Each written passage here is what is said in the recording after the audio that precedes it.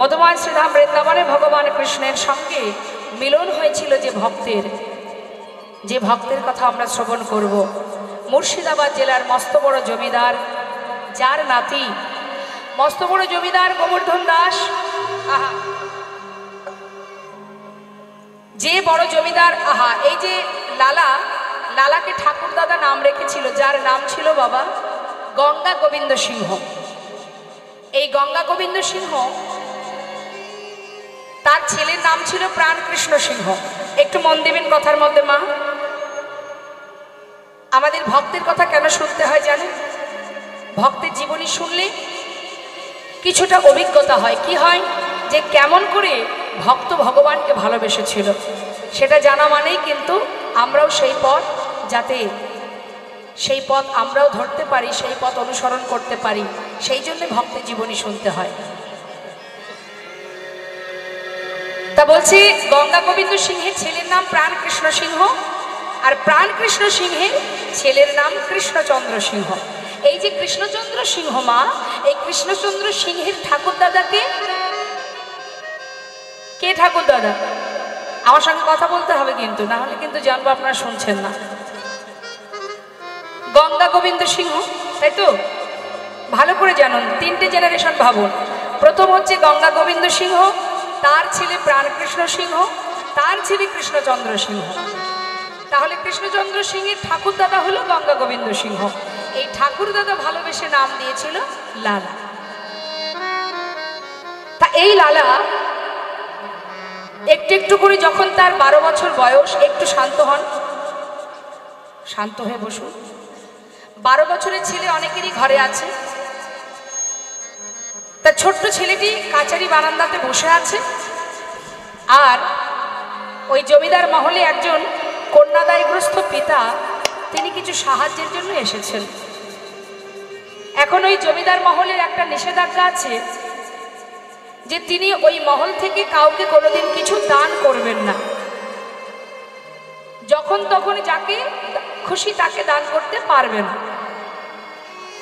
এখন যখন একজন কন্যাদায়গ্রস্ত ব্রাহ্মণ এসে দাঁড়িয়েছে কিছু সাহায্য নেবে বলে, দাঁড়ি যে দাঁড়িয়ে আছে মা, দাঁড়ি প্রহরী, তার কাছে বারবার বলছে যে আমায় কিছু সাহায্য দিন। দাঁড়ি বলছে, শোনো, এখানে কিছু সাহায্য পাওয়া যাবে না, তুমি চলে যাও। কিছু সে কোনো কথাই শুনছে না। অসহায় পিতা এসেছেন কিছু নেবার জন্য, কিন্তু কোনো কথাই শুনছে না। বারবার সেই দাঁড়ি তাকে ধাক্কা দিয়ে তাড়িয়ে দিচ্ছে। আর এই ঘটনাটা দেখছে তার সন্তান প্রাণকৃষ্ণ সিংহের পুত্র লালা। দূর থেকে দেখে বলছে, দাঁড়ি, তুমি এমন করে বারবার ওনাকে তাড়িয়ে দিচ্ছ কেন? কি চাইছেন উনি? বাবু, উনি এসেছেন কিছু সাহায্য নেবেন বলে, কিন্তু জমিদার বাবুর আদেশ কাউকে কিছু কখনো সাহায্য করা যাবে না, দান করা যাবে না। কিন্তু ওকে বারণ করা সত্ত্বেও কথা শুনছে না, সেই জন্য ওকে ধাক্কা দিয়ে তাড়িয়ে দিচ্ছি। ছোট্ট ছেলে 12 বছরের শিশু লালা বলে উঠলেন, শোনো প্রহরী, তুমি ভিতরে গিয়ে আমার পিতাকে গিয়ে বলো, সেই যেন আমার আদেশ, আমার পিতা যেন 1000 টাকা এই ব্রাহ্মণকে দান করে দেয়। একজন অসহায় বাবা, সে এসেছে কিছু সাহায্যের জন্য, আর তাকে যে এত বড় জমিদার, যার এত ধন ঐশ্বর্য, সে কিনা এইভাবে তাড়িয়ে দেবে? যাও, আমি আদেশ করছি 1000 টাকা যেন আমার পিতা এই ব্রাহ্মণকে দান করে।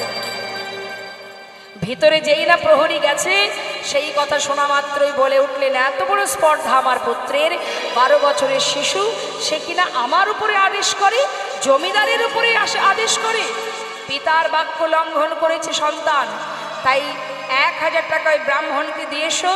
যেহেতু আমার সন্তান বলেছে, সন্তান যেহেতু বলেছে, একটা সম্মানের ব্যাপার। 1000 টাকা ওই ব্রাহ্মণকে দিয়ে আমার পুত্রকে ভালো মতো বুঝিয়ে এসো, যতদিন নিজে রোজগার করতে না শিখবে ততদিন পিতৃ সম্পদ দান করবার সাহসটুকু যেন না দেখায়। এই কথা যেই না শুনেছে মা 12 বছরের ছেলে লালা, শোনা মাত্রই জীবনে মনে মনে স্থির করে নিলেন, যার এত ধন ঐশ্বর্য, যার এত সম্পদের মালিক, আজ তার মন এত ছোট, এত নিচু মনের মানসিকতা যার, তার সন্তান হয়েছি আমি। এক অসহায় পিতা কন্যাদায়গ্রস্ত ব্রাহ্মণ দ্বারে এসে দাঁড়িয়ে আছে, তাকে 1000 টাকা দিতে পারছে না, তার সন্তান আমি। সনদারি পিতাকে গিয়ে জানিয়ে এসো, আমি কথা দিলাম যতদিন আমি নিজে রোজগার না করব আমি পিতার একটা কোনা সম্পদ আমি কখনো কাউকে দেব না। যেমন পিতা তার তো তেমনই সন্তান হবে গো মা। কি করলেন? মনের জেদ, মনের প্রতিজ্ঞা যে এমন পিতার মুখ আমি আর দেখব না। সেই 12 বছরের সন্তান সব ফেলে দিয়ে চলে গেল বর্ধমান জেলায়। বর্ধমান জেলাতে এসে একটা ফেরেস্তা দ্বারে 20 টাকা বেতনে কাজ করতে শুরু করে দিল। যেমন পিতা তার তেমন সন্তান। ছেলের অভিমান যে পিতার মন এত ছোট আমি তার মুখ দর্শন করব না। আর এদিকে বাবা, তার তো বয়স হচ্ছে, সন্তান চলে গেল, 20 টাকা বেতনে ফেরেস্তা দ্বারে কাজ করতে শুরু করলো। আর এদিকে দেখতে দেখতে পিতা শয্যাশায়ী হলেন। কিন্তু এমনই ভাগ্য মা, সামান্য একটি ভুলের কারণে আজ চিরতরে সন্তানের বদল না দেখে প্রাণ হারাতে হবে। সমস্ত এলাকাবাসী প্রজাবর্গ সবাইকে পাঠিয়ে সন্তানকে ফিরিয়ে আনার চেষ্টা করলো, কিন্তু কোনো মতেই ছেলে ফিরল না। শয্যায় শুয়ে শুয়ে চোখের জলে বুক ভাসিয়ে কাঁদছে প্রাণ কৃষ্ণ সিংহ। হে দয়াময়, এতদিনে আমি বুঝেছি সামান্য একটি কথার জন্য চিরতরে সন্তানকে হারিয়েছি। এতদিনই যা কিছু আগলে আমি বসেছিলাম, এই বিষয় সম্পদ ধন ঐশ্বর্য সবই আমায় ছেড়ে চলে যাচ্ছে, কিন্তু মৃত্যুর আগে নিজের পুত্রের মুখটি দেখতে পেলাম না। আমি ছাড়া আমার সন্তানের আর কেউ নেই প্রভু। আজ আমার সন্তানকে আমি তোমার চরণে সঁপে দিলাম, তুমি ওকে রক্ষা করো প্রভু। কাছে রক্ষা করো হে তুমি, হে ভগবান। হে জগতে সবই কিছু তোমারই তো রক্ষা করো হে তুমি, হে ভগবান। এ জগতে সবই কিছু তোমারই তো তুমি আছো হরি বিশ্ব চরাচরে, তুমি আছো হরি এই বিশ্ব চরাচরে। শেষের দিনে হরি ডাকিব তোমারে, তুমি আছো হরি বিশ্ব চরাচরে। শেষের দিনে হরি ডাকিব তোমারে। রক্ষা করো হে ভগবান,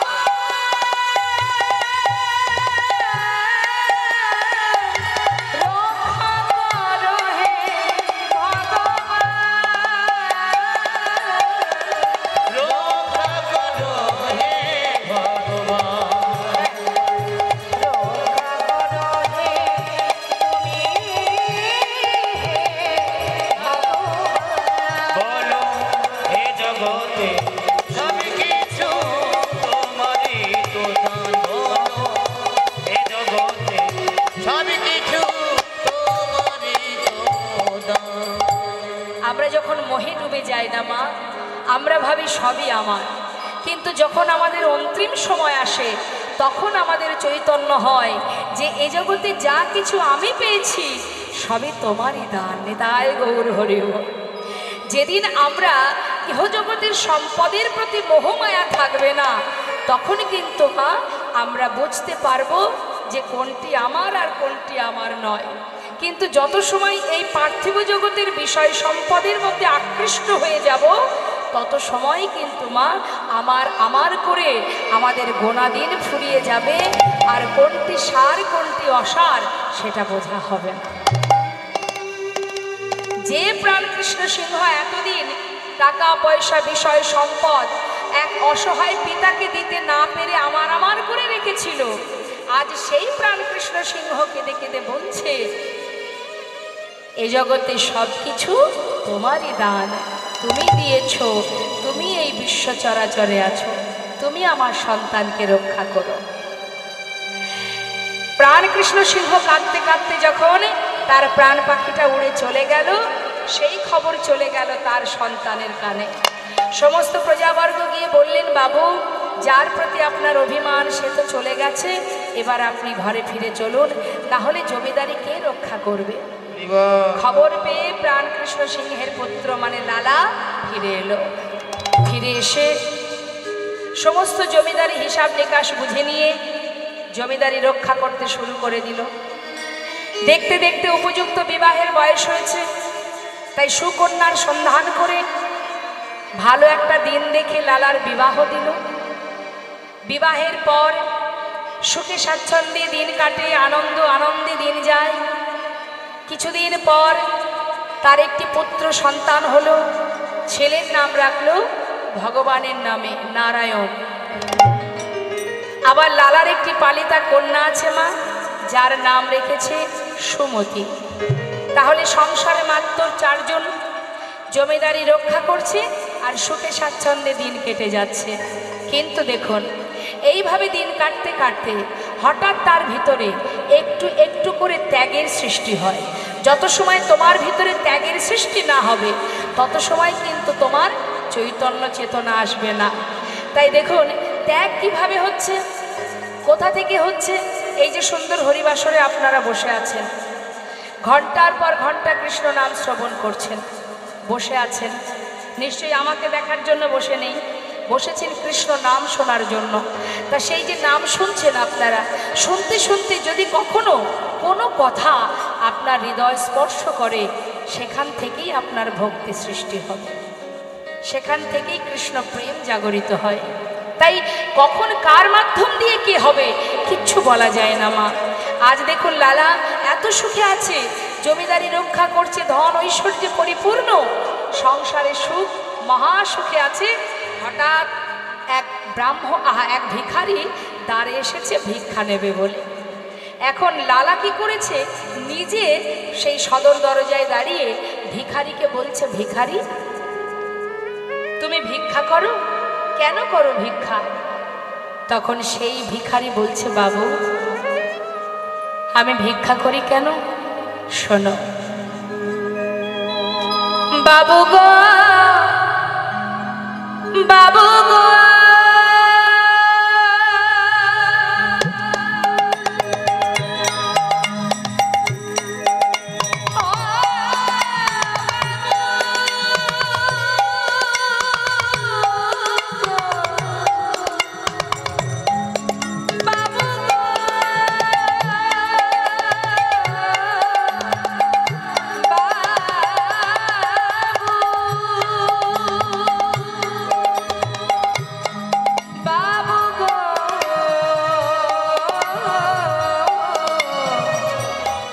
বাবু গো,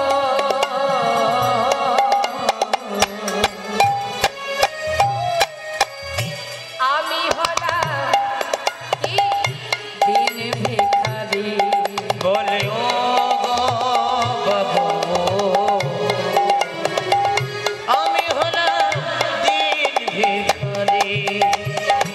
বাবু আমি ভিক্ষা করি কেন জানো? আমার ঘরে আছে গিরিধারী,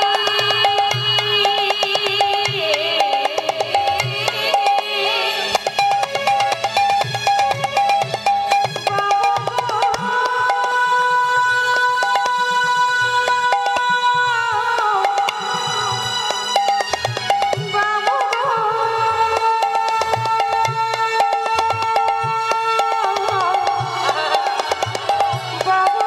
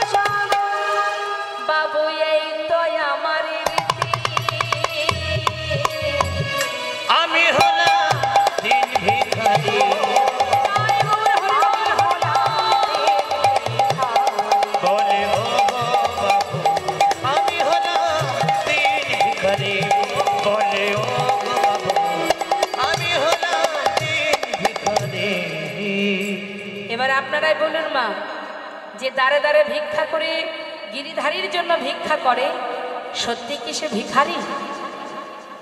কি মনে হয়? দ্বারে দ্বারে যে ভিক্ষা করে গোবিন্দ সেবা দেওয়ার জন্য, সে কি ভিখারি মনে হয়? ভিখারিকে যারা ইহজগতের ধন ঐশ্বর্যের সিংহাসনে বসে আছে, যেদিন সময় হবে ওই 5 তালা থেকে ঘাড় ধাক্কা দিয়ে একেবারে তুলসী তলায় নিয়ে এসে উপস্থিত করবে।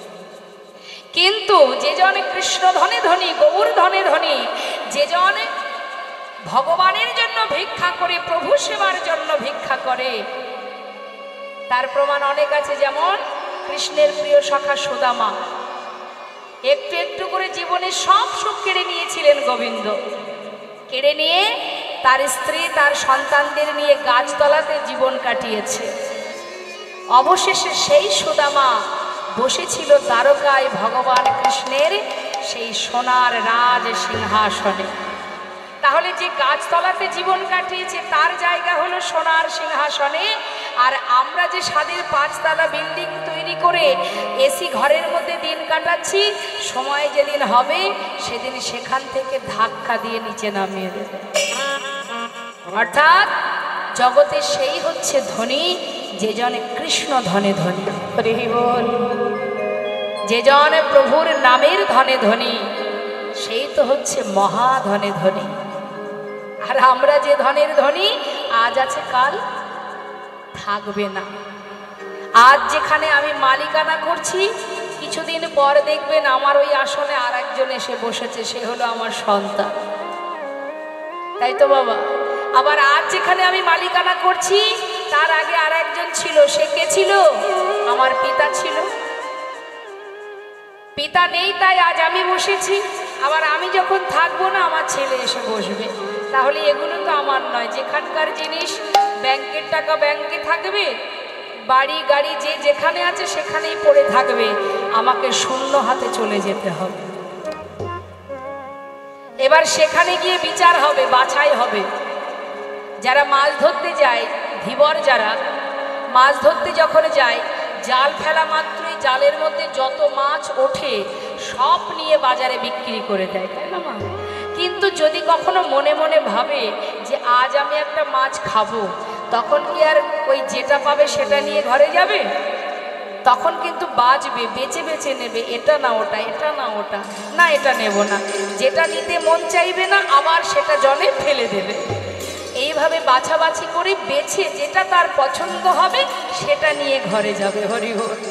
তা ঠিক তদ্রূপ আমাদেরও বিচার সবাই সেখানে গিয়ে ভগবান বাছাই করবে।